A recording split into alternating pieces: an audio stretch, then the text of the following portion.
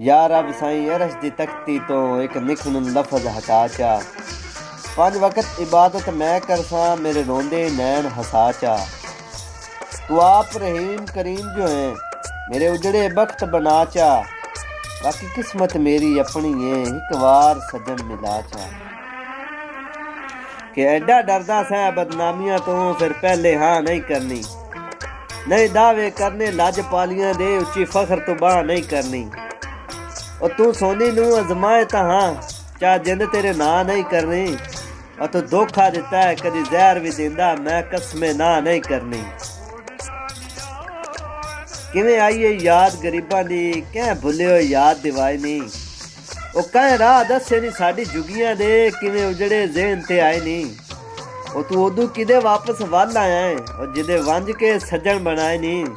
ਉਹ ਬੇਬਰਮਿਆ ਗੈਰ ਦੇ ਲੜ ਲੱਗ ਕੇ ਸਾਥਿਆਨ ਸ਼ਰੀਕ ਹਸਾਏ ਨਹੀਂ।